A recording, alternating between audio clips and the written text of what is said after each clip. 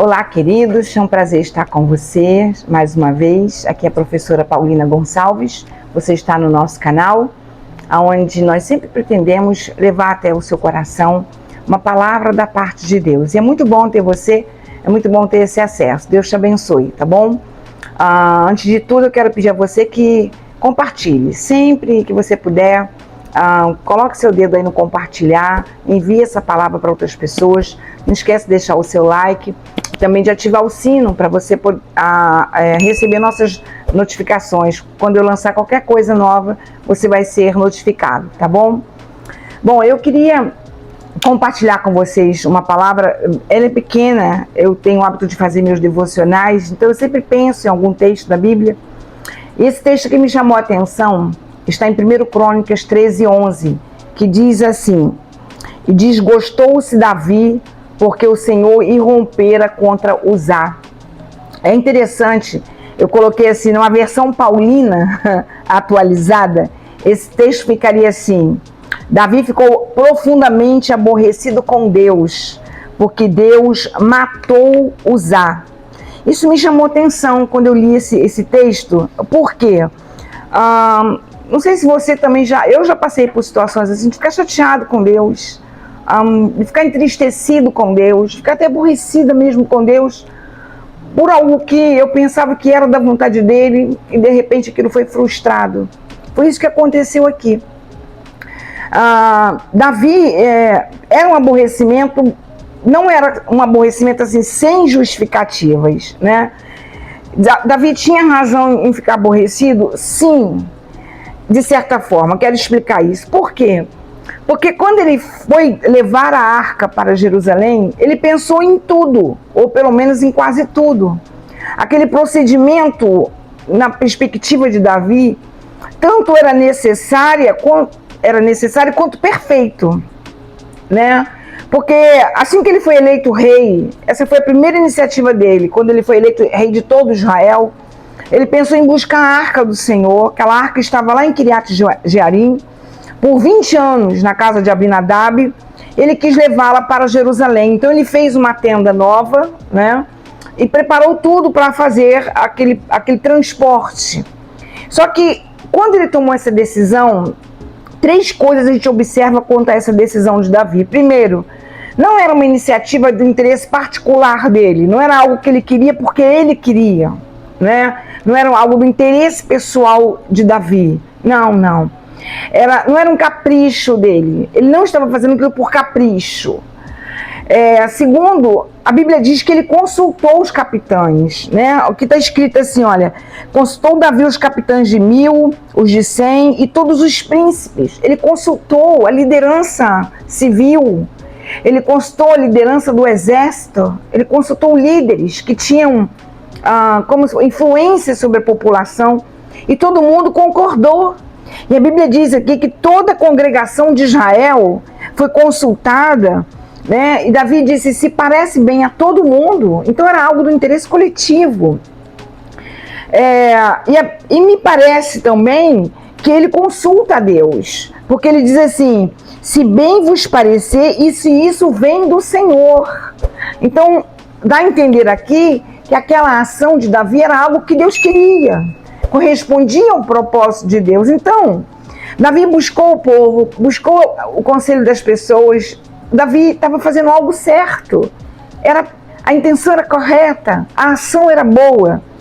E também me parece que ele consultou a história, porque quando ele diz no versículo de número 4, ele diz assim: tornemos a trazer a arca, versículo 3, do Senhor nosso Deus, porque nós não a buscamos nos dias de Saul. O que ele está querendo dizer? Ele consulta a história quando ele faz isso, porque na sua perspectiva, na sua leitura, todo o fracasso talvez do rei Saul, o fracasso do povo nos períodos do rei Saul, o próprio fato do rei Saul ficar endemoniado, se distanciar de Deus, se perder no seu propósito, talvez se devesse ao fato de que a arca não estava no lugar correto, porque aquela arca era o símbolo máximo da presença de Deus no meio de seu povo, era o que a história mostrava. Então, na perspectiva de Davi, quando ele consulta a história, o fracasso do povo, o fracasso do rei, talvez se devesse ao fato de que Deus não estava no lugar correto, a arca não estava no lugar correto. Então tá tudo certo até aqui, né? E por fim, não era uma ação realizada com negligência. Quando a gente olha para o texto, o carro era novo, os bois, né, os homens que conduziam eram Uzá e Aiô. Eu fui consultar o significado do nome de Uzá, significa força. E Aiô é fraterno, amoroso, amigável. Então havia um equilíbrio perfeito aqui entre os homens que carregavam, né, que estavam conduzindo aquele carro. Uzá, força, Aiô, amor ou fraternidade. Então você tem um equilíbrio aqui. Davi procurou tudo, fazer tudo perfeito. Tudo estava perfeito. Havia danças, havia música, né? Eles estavam alegres, a presença de Deus estava sendo buscada. Então, estava tudo muito perfeito. Até o momento que Uzá foi morto. E por que Uzá foi morto? A Bíblia diz que os bois tropeçaram, o carro balançou, a arca ia cair, Uzá colocou a mão para segurar e naturalmente ele veria o que estava ali dentro. Então Deus matou Uzá e Davi ficou sem entender. Não apenas Davi ficou sem entender, Davi ficou aborrecido. E o que me chamou a atenção aqui é que quando Davi se pergunta por que Deus matou Uzá, estava tudo certo, não era o que Deus queria, estava tudo certo, só faltava uma coisa, havia uma coisa no processo. E o que me chamou a atenção é que Davi, quando fica chateado, versículo 12 diz assim, Davi se pergunta, como trarei a mim a arca do Senhor? Uau, isso é forte, sabe por quê? Porque Davi ficou chateado por ter um não de Deus durante aquele processo. Mas Davi, mesmo convivendo com o não de Deus, ele aceitou o não como um redirecionamento, não como uma recusa, bem diferente de Caim. Davi, mesmo chateado, se recusou a ficar sem a presença. Ele diz, como eu posso fazer isso? Então ele não desistiu de tentar de novo, não é? Ele se questiona se aquilo Deus queria que fosse feito, como era para ser feito. E Davi descobre depois de 3 meses, e provavelmente ele foi ler a lei, e ele descobriu que o problema não estava na intenção, o problema não estava na ação, o problema não estava na vontade, o problema estava numa palavra chamada processo.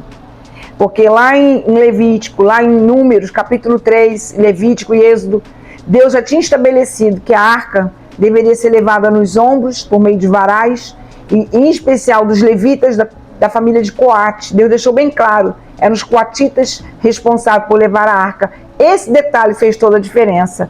Então, o que Davi aprendeu? Que o mesmo Deus que exige uma ação, legisla o processo, ok?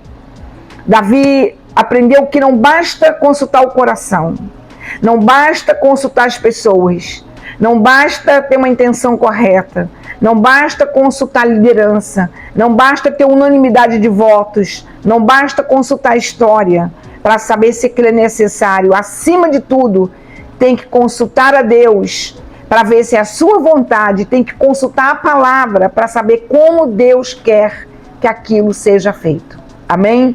É preciso consultar. O mesmo Deus que ordena uma ação, também legisla o processo para direcionar aquela ação. Foi isso que nós aprendemos aqui com Davi, e eu espero que você também aprenda isso. Às vezes, o não de Deus não foi para a tua ação, não foi para a sua intenção, foi para o seu processo.